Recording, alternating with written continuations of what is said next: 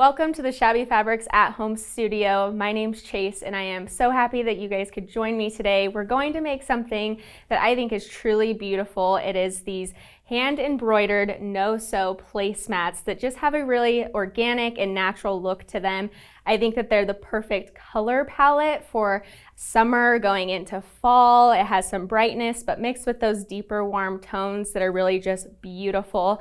And I'm going to show you just how easy these are to make for beginners that are new to hand embroidery. I am just like you. I am a beginner myself, and so we're going to learn together, and I'll share some of my best tips and tricks for you that are just going to help make this process much easier. So we are going to put this in a kit for you that has the fabric. This is Makower linen texture that is just a beautiful gray blue that has that linen texture on them that just gives it some nice dimension.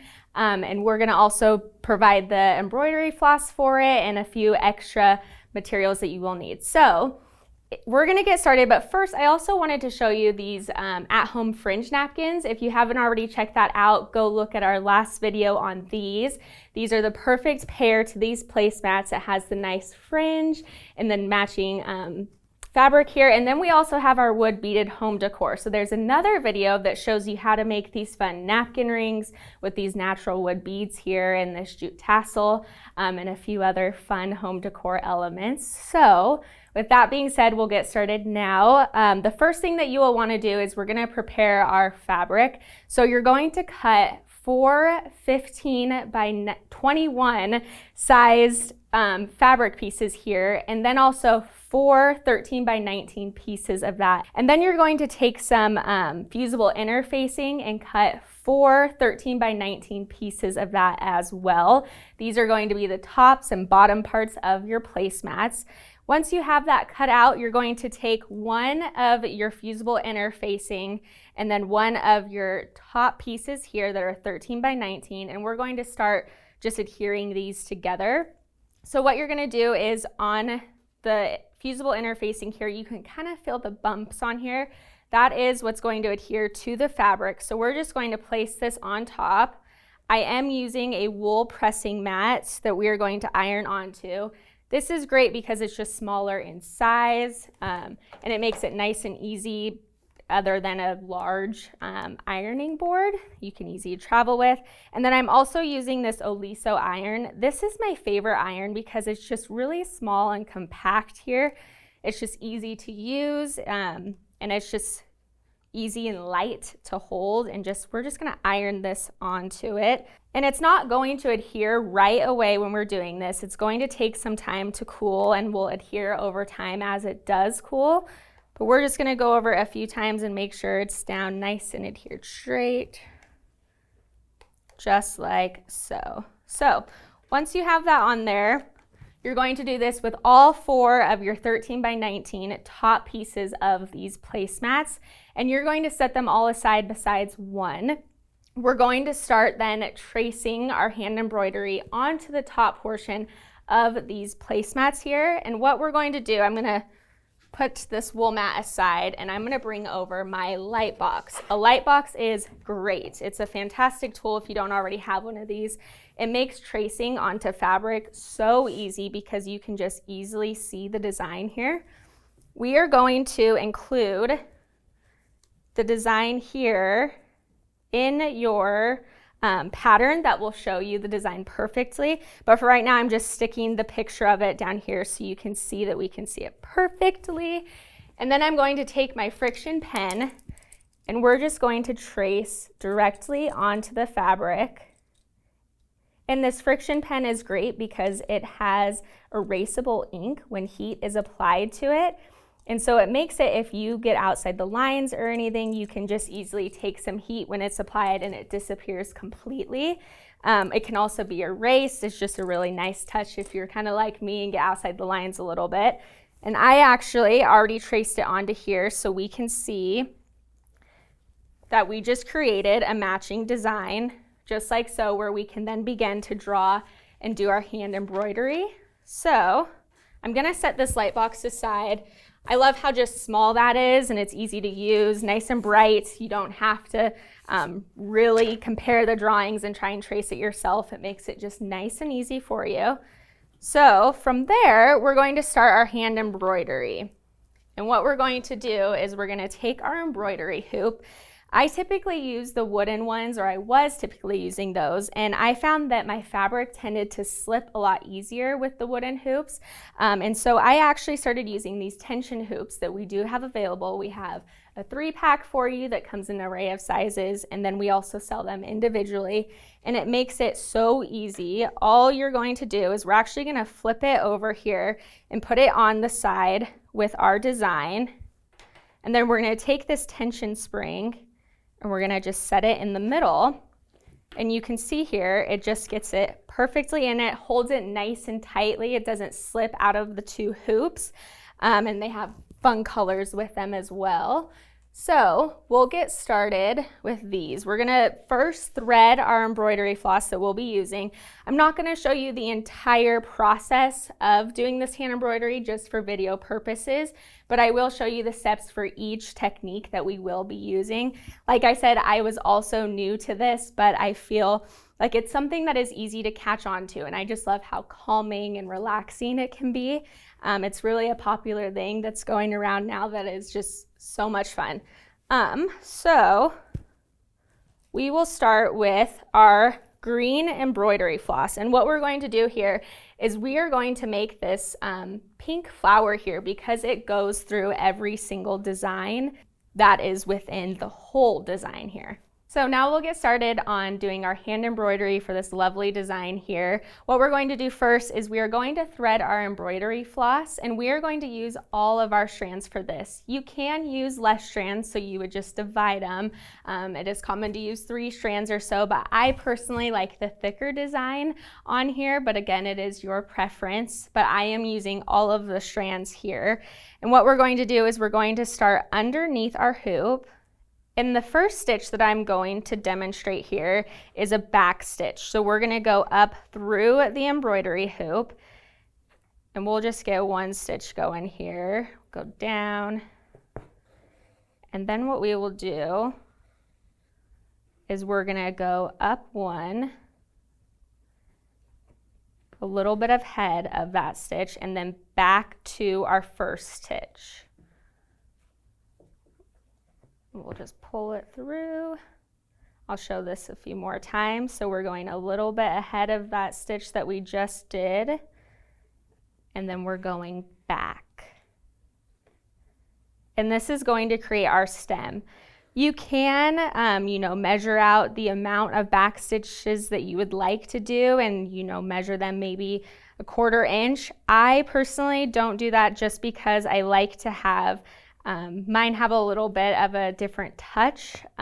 Each one, I like them to be kind of like how we see flowers in nature. Each one is different, has its unique appearance to it, and that is how I also like to do my hand embroidery designs here.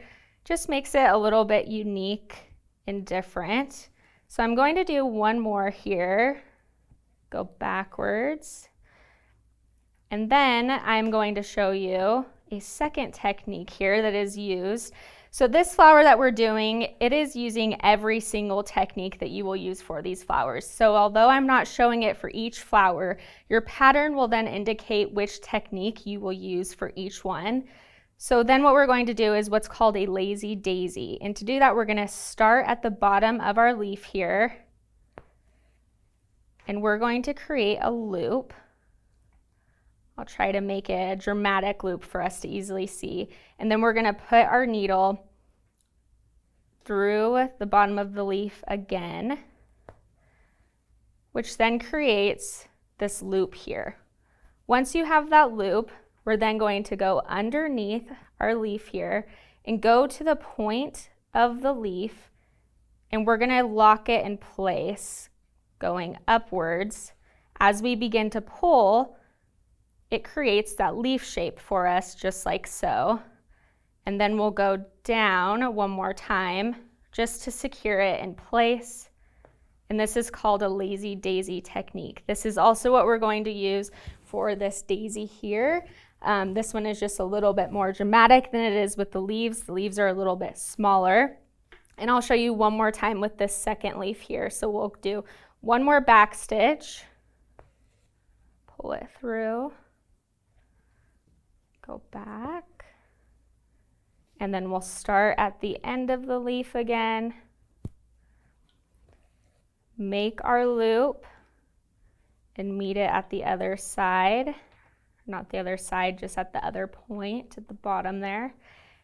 And then there's our loop, so you can see it there.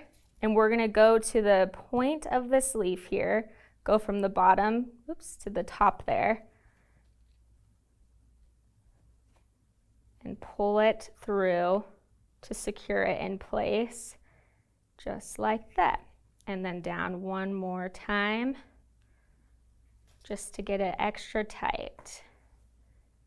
There we are. So we'll do that again for the daisy, following through. But for now, to show you different techniques, I'm just going to continue with this back stitch here up to these pink petals. All right, we're going to tie this off here, and I'll get started on the other petal, and then we will just cut it. I'm using these Kai scissors to cut these threads. I like how nice and small these are, easy to use, comfortable. And now we will get started with our pink flower here. Again, I'm using all of our embroidery floss. I'm not dividing it into strands. And what I'm gonna do is I'm gonna start at the base of one of these petals, and I'm going to start down here. And this is what's called a satin stitch. So with a satin stitch, we're just gonna go straight across to the petal. I like to start in the middle first and then work my way around to the sides. It just helps me get the correct angle that I would like for each petal. So we're gonna start at the center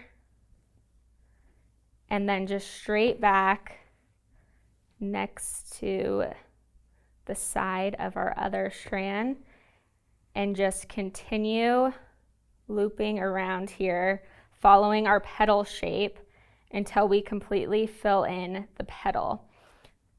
The other reason why I like using the thicker strands is because then we're not using as much of our floss here. It takes us less time because it's taking up more space on the petal. And you're just going to continue all the way across, and we're going to rotate each side. So for this petal, I would then go on this side and continue my satin stitch all the way across here. And then I would rotate. I would then start this petal again this direction here and there, and go all the way around. Once I am then done, I would tie our knot at the bottom there and go all the way around. But for right now, I'm going to show you how we're going to do this middle portion, because it is another technique that we will use throughout this design here. So again, I am grabbing this, it's like a maroon rust colored here, and we're going from the bottom, and this is how we're doing the center of our flower. This is a French knot. And what we're going to do is we're going to pull it through. We're then going to take our needle, put it to the side here. We're going to wrap it twice and then go back through the center and pull it nice and tight and go through here. There we go. Oops. Sorry, I let go of the needle there. I'll show this one more time just to get it all the way through. But we'll just pull it. And that's our center. So to show you one more time with these flowers that again are French knots, we're gonna go up through our fabric here. We're going to loop it around twice and then through again.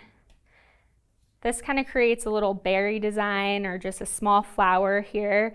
And if you'd like it to be larger, you can wrap it around multiple times. But to get it smaller, we're just doing it twice, and that is a French knot there. And even though there's a few different flowers and designs here, those are the only techniques that you are going to do to complete this embroidery design. Your pattern will have several different directions for you to look at, so you'll know exactly what to do for each design. But those are the basic techniques there. So once you are finished with your hand embroidery on your top piece of fabric here, you're going to do that for all 4 pieces. And then what we're going to do is we cut it to 13 to 19 in the very beginning, but we allowed some room for the hand embroidery because when you're, have your hoops set up, you can kind of alter the fabric a little bit and it can move around. So we wanted to allow for that spacing. And now what we're going to do is we're going to cut them down to 12 by 18 for all 4 top pieces with the fusible interfacing on the back. And then we're going to just set those aside and we're going to start working on the bottom pieces of our placemats here. So in the beginning, we cut 4 15 by 21 pieces of fabric. And what we're going to do is we're going to take one of those pieces and we're going to start by creating a border all the way around. We can do that by taking a ruler. This is our Creative Grids ruler. This is a nice and large one. This is 6.5 by 24.5. And you can just go around and you will create a center piece here that is 12 by 18 inches. And that's how you create your 1.5 inch border. From there, what we are going to do is we are going to create a diagonal cut here that is 1/4 inch, and I will show you how we are going to do that. So I'm going to move things around here and get my cutting mat underneath here. This is our spinning mat that is helpful for just making some of our cuts here. You can just twist it and make a nice cut. And I have another Creative Grids ruler here. This is our 8 inches by 4 inches here. And we're going to take it, and with our border that we created, you can see here that there's a 45-degree mark here. We're going to take the lines here and line it up to 2 of our lines here that we used for the border. And you can see that it creates this dotted line here that creates a 1/4 inch diagonal for us. And we can just mark it like so if you'd like to create the line here right at that point. And then what we're going to do is we're going to take our rotary cutter and we're just going to simply cut the diagonal off there. And then we're going to do that to all 4 of our borders here. And then we're going to set it aside. So you can see here, since I'm not going to, for video purposes, I'm going to fast forward a little bit. You can see I have all 4 corners here cut. And we're going to start piecing our placemat together now. So what we will do is, once we have all 4 cut, we'll take our top placemat here, and we're going to line it up in this inner rectangle that was that 12 by 18 inside. And we're going to take our pins now, and we're going to just lightly pin it. This isn't for sewing purposes. This is just to keep it directly in the rectangle so it just stays in place perfectly. This is our Clover pin caddy that keeps your pins just nice in place. It's magnetic, so if your pins tend to scatter everywhere, you can just easily pick them up. And we're just going to lightly pin this here. And what we're going to do is we're going to start taping our corners here. So we're going to take this 5mm fusible web here, and this is going to create the no-sew portion of our placemats. So we're going to take one of our diagonal corners that we created here, and what we're going to do, let me just move some of these aside to give some room. Never enough space on a craft table. So we're going to move this over. I again have my wool pressing mat down just to protect our surfaces because we are now going to iron. And what we're going to do is we're going to take the 5mm web here, fusible web, and we're going to take our Oliso iron and we are going to iron it down. So you're going to put it with the paper side up. You can feel the glued portion at the bottom here that has a texture, and we're going to put it, I need my other hand. There we go. We're going to put it at the very top here, and we're just going to iron it down. And this is why I like this small iron, because it's just nice for these pieces here that you don't need a huge iron, just a little small one will do the trick. And then what we're going to do is I'm going to take my Kai scissors again, and I'm going to cut the end of this, and I am going to peel it back. And that is going to show the adherence portion right here. And then what we're going to do is we're going to fold it over. So this is now going to be the sticky portion once we apply heat to it. We're going to fold it over and iron it again and create a 1/4 inch fold around all 4 of these corners here. And just like the fusible interfacing that we used earlier, it becomes more adherent the longer it sits and cools. And so it's going to be the same with this, that you might not notice that it's completely adhered to begin with, but it will over time.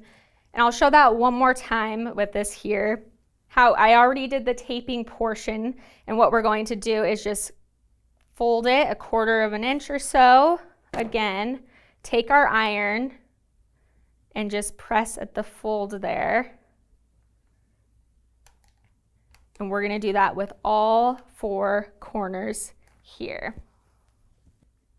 So this is going to make it nice and tight, so that way this is the portion that is not needed to be sewed down. This works so well to adhere it all together. It's not going to require a lot of stitching. We will add a border at the end just for extra security, but it's a lot less steps that you would take to make a placemat, and it still gives a beautiful design to these placemats just simply using the fusible web and an iron here. So once we get those all down, we're going to then apply it to our longer ends here. So what we're going to do is we're going to first fold it up to meet the placemat here. So I'm going to create a fold just like so, just to meet it. And I'm going to iron that to get a nice crease so I can see the fold. And we're just going to meet it here. I just love the texture that's in this design here. It's subtle, but it gives it just a nice dimension that's different than just a colored fabric, just a little bit extra. And then I'm going to rotate it and get the rest of this edge here. And we're going to start making our border around the placemat. So again, we're taking our tape, and once we have that fold, we're then going to apply it to the top portion of this fold here. So I'm going to take my tape, the fusible web, and we're going to apply it again with this iron, just like we did with the corners. But this is now going to secure the top portion of it. And it doesn't need to be directly at the top, just so that way when you fold it over, it's adhering close to the border. You don't have a big gap that isn't adhered to the placemat. And then we're going to cut this again and peel it off. Once we do that with all of our strips there, we're going to then fold it again. And this is going to create our border and activate the adherence here. And we'll go all the way around. So while this is drying, you may want to put something on top of this, like a book. It's not completely necessary, but it would adhere a little bit better if you did have some sort of weight on it, so it doesn't have the opportunity while it is still drying to come up. It's just an extra security to lay something flat on here while it is drying. Not completely necessary, but helpful, so that way we're not burning our fingers here trying to hold it in place with some heat. And then I'm going to do the same thing on the shorter side here. Again, we're folding it to the top portion of this fabric, just meeting it right there and just creating a nice fold. So then again, we're taking this clover fusible web here and applying it to the top portion of this border. Just at the very top. You don't need to apply a ton of heat, just an even amount. I have my iron on a high setting for this, and then we're going to then peel it off, and you can visibly see it on there. If you don't see a shiny portion, that means it's likely still on the paper here, and you'll need to do it again. And then we'll fold it over. And this is where we're going to create this corner here. So we're going to look at these two ends and we're going to create a corner. And to make this so it doesn't move when we're doing all of our other corners, what we can do is we're just going to take some pins here and we can just apply it into our wool pressing mat like this, so it just keeps its hold there and the corner doesn't get moved around when we're ironing all of the other corners. And it's just going to make it so we can keep that even border all the way around. So I'm ironing this one more time over the top, creating a nice crease at our corners there where they meet.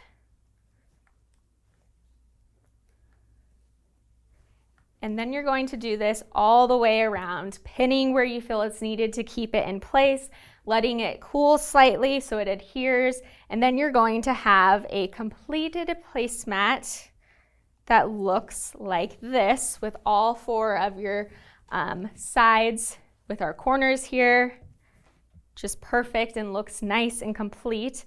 From there, we're going to apply some stitching over the top because it's just going to add a little bit of an extra security, and I just love the little bit of design it adds. Gives it a little bit of extra hand embroidery that really is fun that we're going to add just along the border here.